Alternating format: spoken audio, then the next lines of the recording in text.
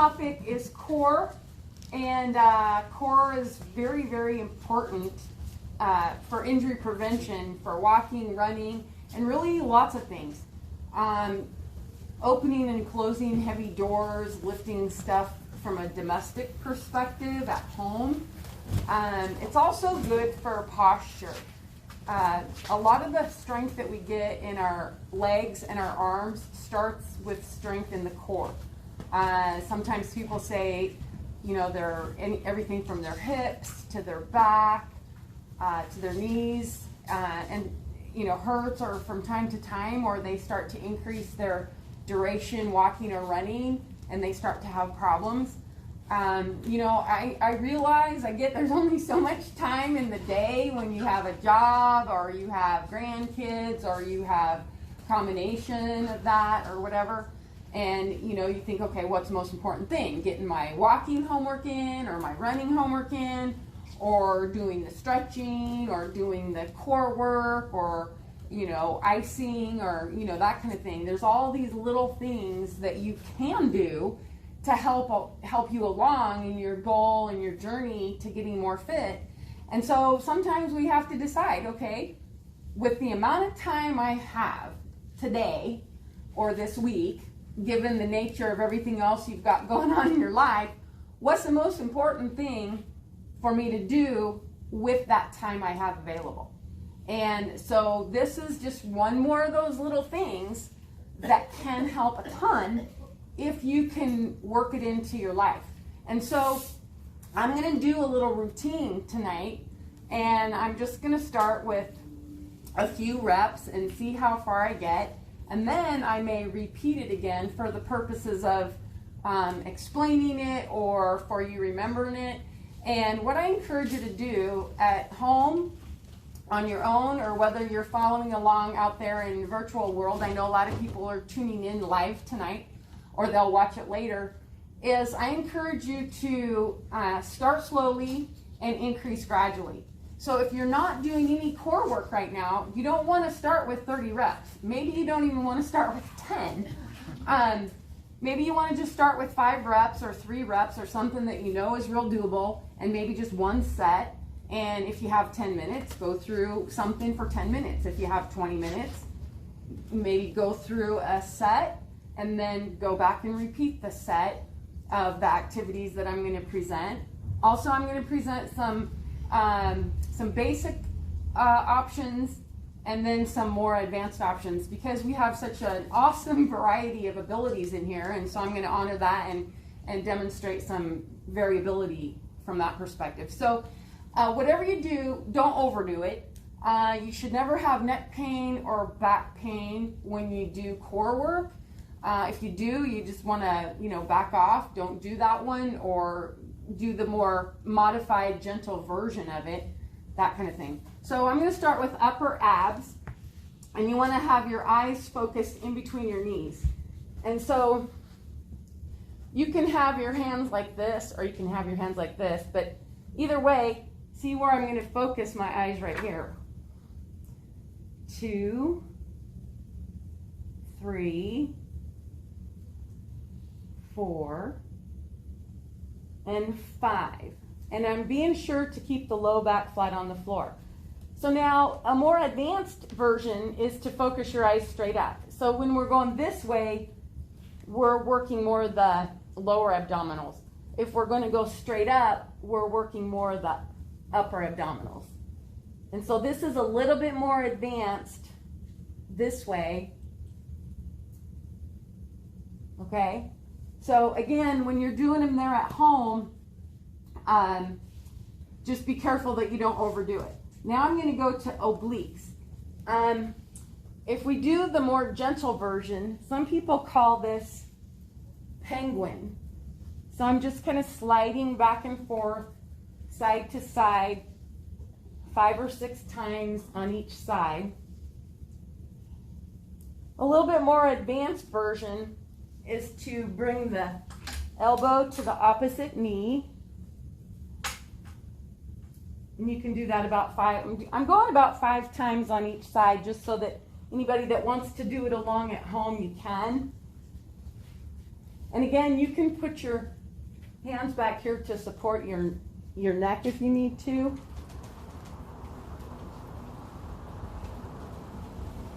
Okay, so now I'm going to move to what's called the dying bug or the dead bug. It's one of my favorite ones, and I'll start it first with the legs supported, and this would be the more gentle version. So with the legs supported, you're going to come up, and so the leg and the arm on this side are supported and back down. So there's always, you can see how there's always one leg supported at any time. And believe it or not, yeah, I know I might be making it look easy, but if you've never done anything like this before, it's really not that easy, because what you really want to do is consciously tighten your tummy muscles and try not to be going side to side like this, okay? Now here's the more advanced version. The arm and leg on one side together, then the arm and leg on the opposite side apart, and the arms and legs in the more advanced version are unsupported. And then we're going to do this. And if you want to make it even a little more challenging, it's with your head up. So with this way, you still really want to tighten your abdominal muscles and keep your low back flat on the floor. And if you even slow down a little bit more, it could be even more challenging. And I've seen some people go reciprocal, which would be like this. So the opposite arm and leg this way are coming together. So you can do it this way, or you can do it this way. Okay, so you can see how when one leg is always supported, it's going to be a whole lot more doable for those people who haven't been doing that type of core work. When you want to make it more challenging, initially you might try it and you think, oh, that's not that hard. But if you really, really consciously tighten your abdominal muscles and keep your lower back flat on the floor the whole time, then it really and truly is more challenging, okay? Now I'm going to go to bridges. So with the bridge, you're putting your feet pretty close to your butt and just raising your butt up like this. And so this is going to be the more beginner level. And again, you're really tightening, squeezing your butt muscles together, your butt cheek. Squeeze it together. Don't forget to breathe. Okay, and you could make it a little more challenging, putting your feet a little bit further apart, or further away from you, rather. Okay, and then another way that's a little more advanced is you have this bridge, and you straighten one leg, and you bring that leg up just to the level of the opposite quad, like this. And when you do this one, again, you want to really lock that, tighten those tummy muscles, tighten the butt muscles, and switch to the other side. So those of you that are out there doing this or trying it, again, remember, no back pain, no neck pain. And then here's another one that's really a good hamstring strengthening. And it's like this. And if you have, the closer you have your foot towards your butt, the more stabilized you're going to be. And the further away you have it, the less stable it's, or the harder it's going to be. And so you bring your butt down and back up. And that's really a way to work that hamstring if you don't have access to a gym or any kind of equipment. You can also do that one with your foot up on a couch, or if you have an exercise ball. And again, it's an excellent hamstring strength if you have that ability. And you can even modify it, having your foot closer to your butt and going down and just doing little babies. See those little baby ones instead of bigger ones. And so those are ways you can modify it a little bit. Okay. Now I'm going to go to plank, and so far I'm talking a lot, but I'm going through each exercise 5 or 6 reps, and going through them like that. So you could do it that way, going through like all the exercises, 5 or 6 reps, and think, okay, I feel okay, I still have some time, I'm going to go through it again. The other way you could do it is do your 5 or 10 reps, take a little break, and then do a second set of that same exercise before you go to the next exercise. And the reason why I bring this up is simply for variability, to make it more interesting for you. And sometimes it's a little bit more challenging if you do the same exercise 2 sets or maybe even 3 sets before you go on to the next exercise, because you're using those same muscles, okay? So now I'm going to go on to planks. So here's a plank, and I'll hold it for 5 seconds in the beginning and then work up to 7 seconds, 10 seconds, 15 seconds, 20 seconds, 30 seconds, and then eventually maybe even work up to a minute. So another way to do the plank is up here. I'm on my knuckles, but you can be on your hands like this. Some people's hands don't bend that way. That's why sometimes I'm on my knuckles. Another way, even more challenging to do a plank, is to have a water bottle, and you're moving that water bottle from side to side and still trying to keep your whole back and everything straight. Another more challenging one is up and down like this. So again, start slowly, increase gradually. These are all exercises you can do at home without having any equipment. If you were on a carpet, it might be a little bit easier on your bones. If you don't have carpet, you might want a mat just for your bones. And then there's a side plank too, like this.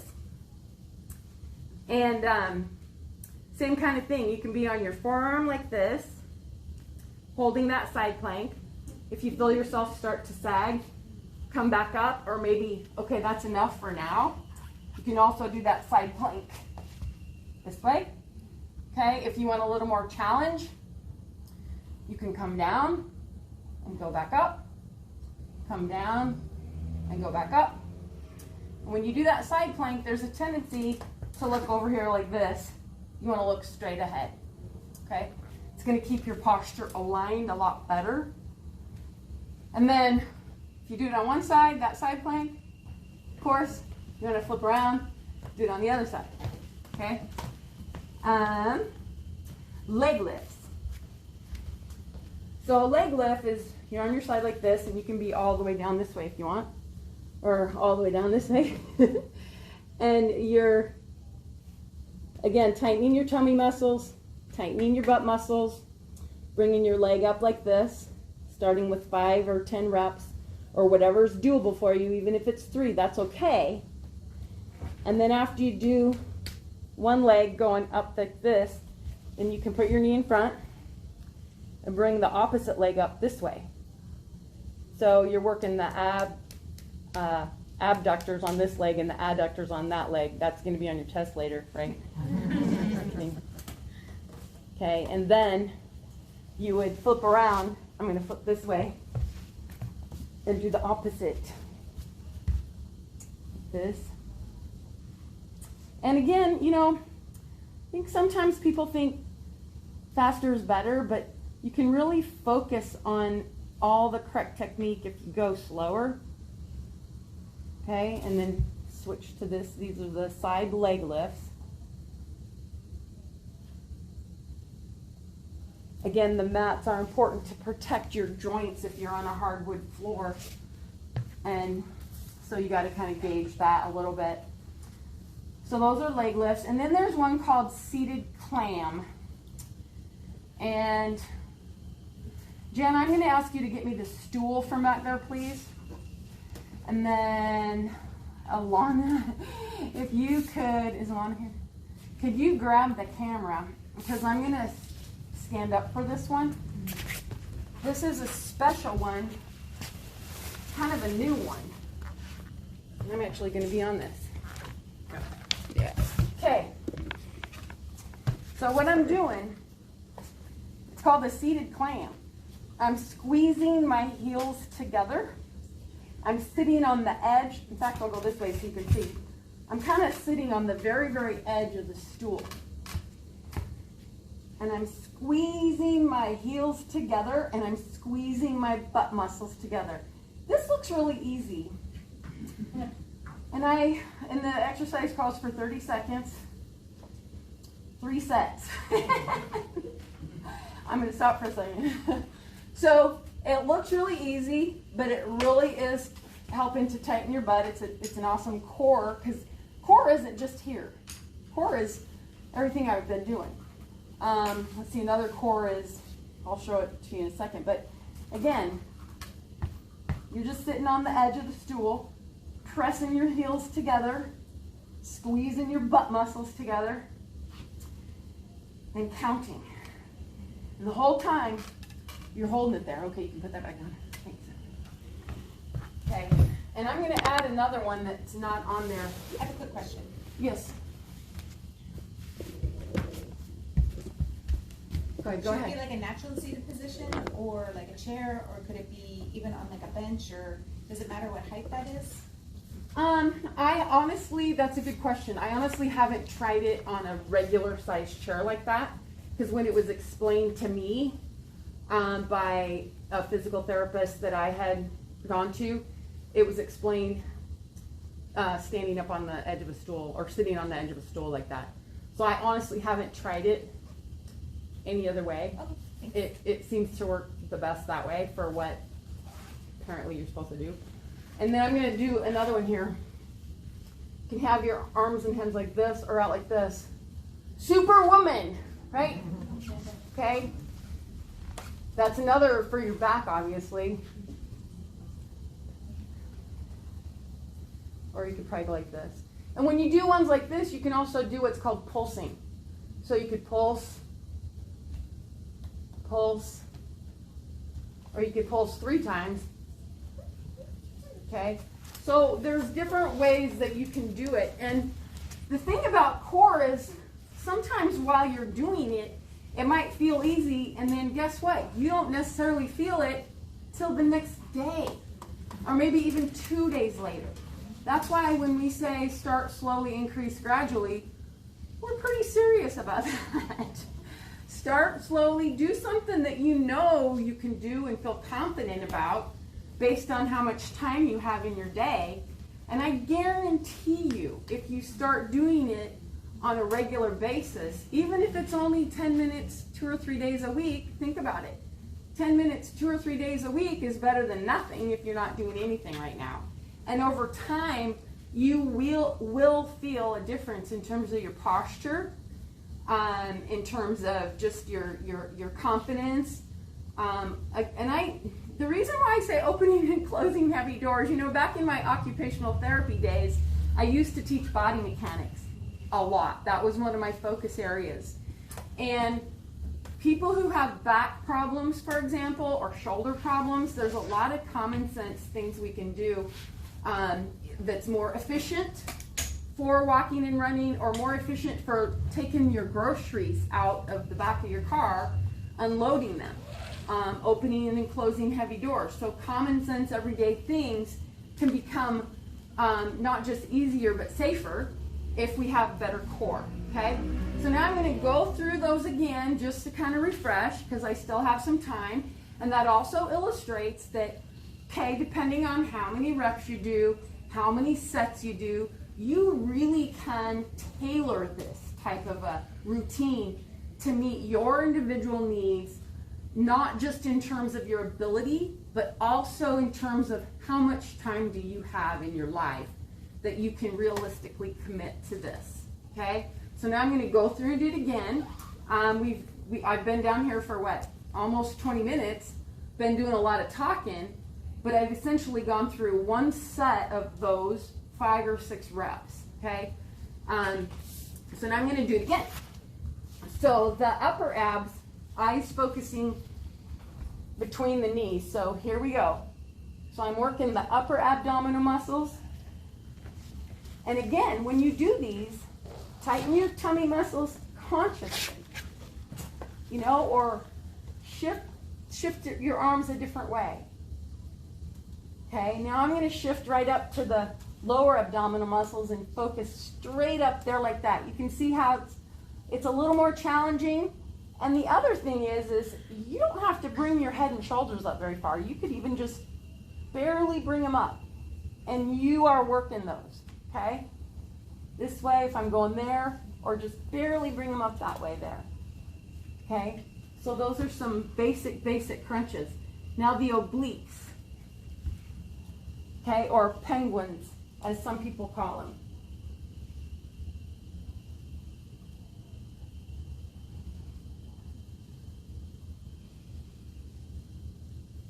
It's kind of good for stretching your back too. Okay, and then the one that's a little more advanced, you could reach this way, or you could just this way.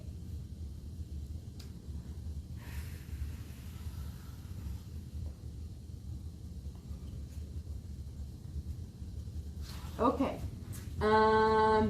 dying bug with arms or with the legs supported. So this leg over here is supported.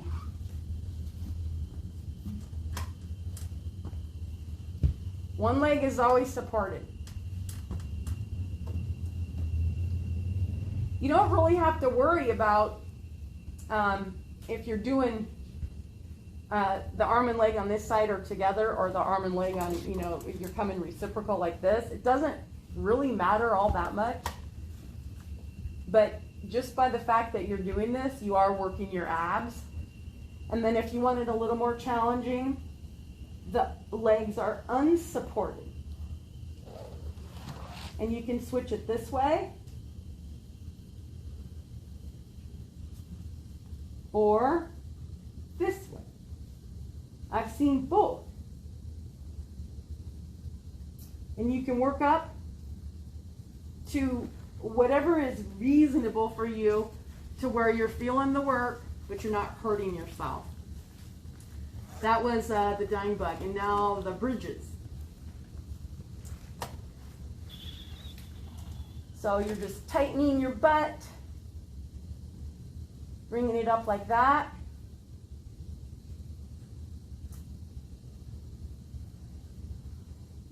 It's a lot different when you're consciously engaging the butt muscles. Because, you know, a lot of runners and walkers have hamstring issues. How many people have had hamstring issues? Okay? It's not uncommon for that to be the lack of engaging the butt muscles. So this is a really, really good way to strengthen those butt muscles in a good way. Also consciously engaging them to where it works your hamstring more effectively, more efficiently. Okay? And then the ones that are a little more challenging,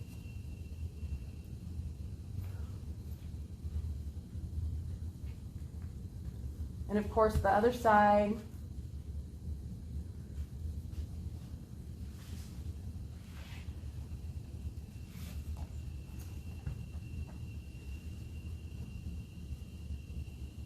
And then the hamstring strengthening ones.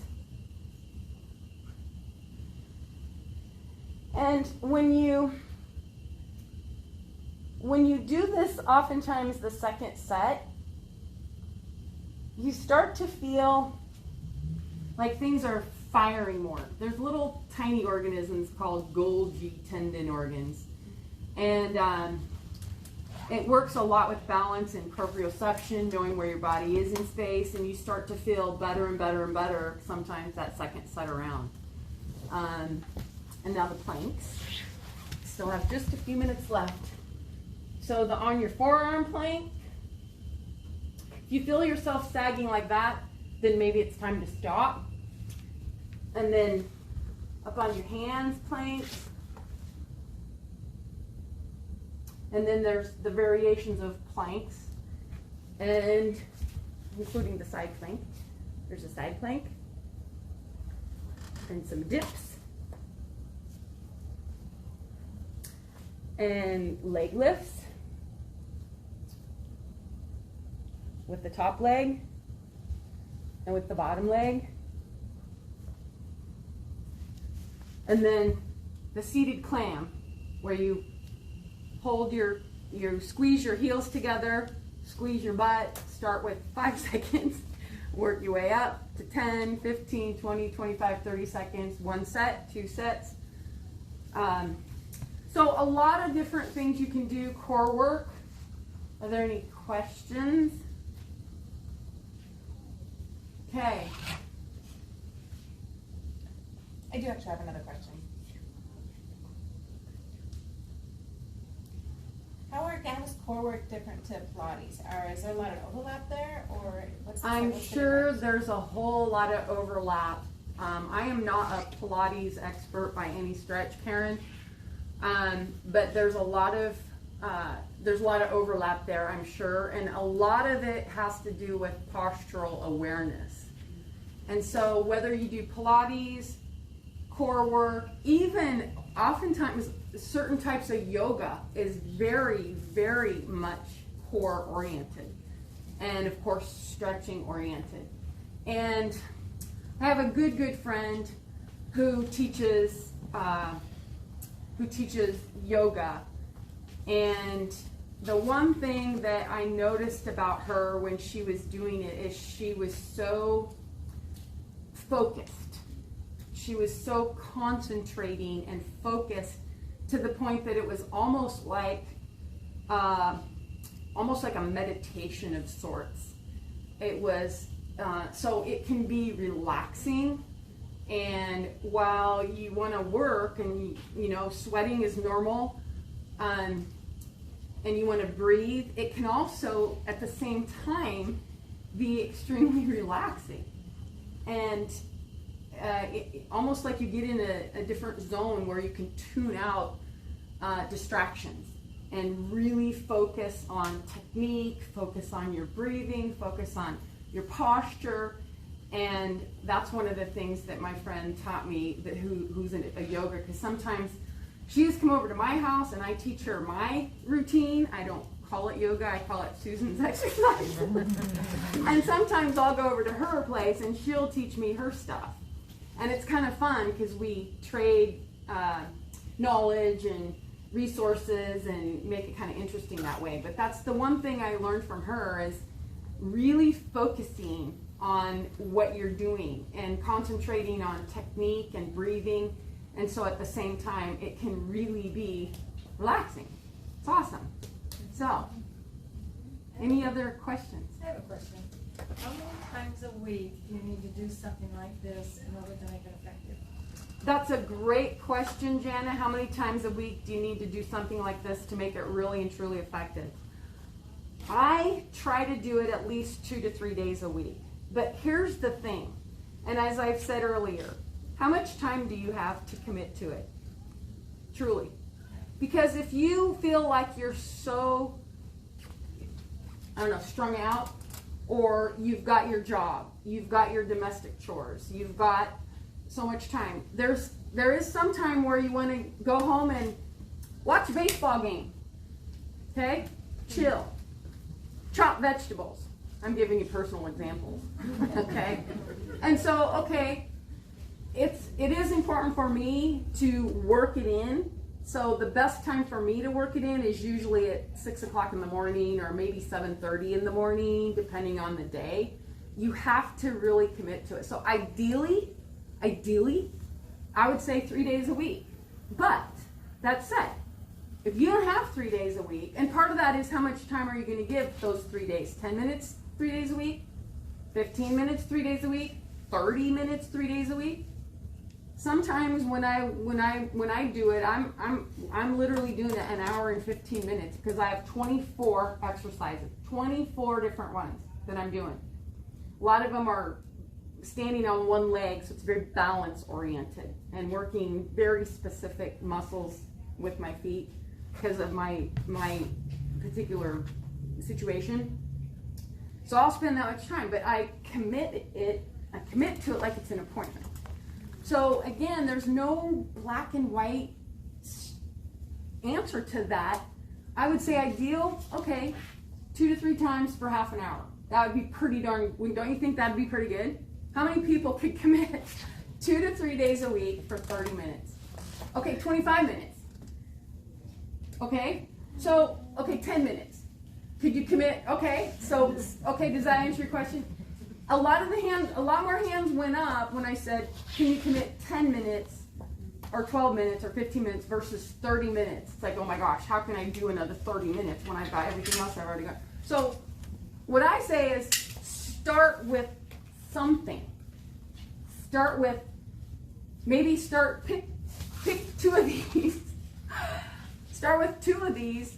If it takes you 5 minutes and you do it twice a week, that's a start, right? That's a start. So that's what I'm saying. Start with what's realistic for you in your life, and then build on that to what you think would be a reasonable goal for you. Because what's a reasonable goal for this person might not be a reasonable goal for that person. If you had an injury and you went to a physical therapist, what do you think the PT is going to tell you? That PT might tell you do them every day. Do 5 sets every day, and you're like blown away, so discouraged you're not going to do it because, well, I can't do it that many times, so I might as well not do it. Does that sound familiar? That's not the way. You know, if you can do it 10 minutes twice a week or 5 minutes 3 days a week, that's a start. Pick a couple that you feel comfortable with and safe with, and they're all listed on this week's update. And just start somewhere and then build to what you individually can work into your life and try to get that routine going. You know what we say about the homework? Starts with a C. Consistency. You're not really going to realize how awesome core work is unless you do it on a fairly consistent basis.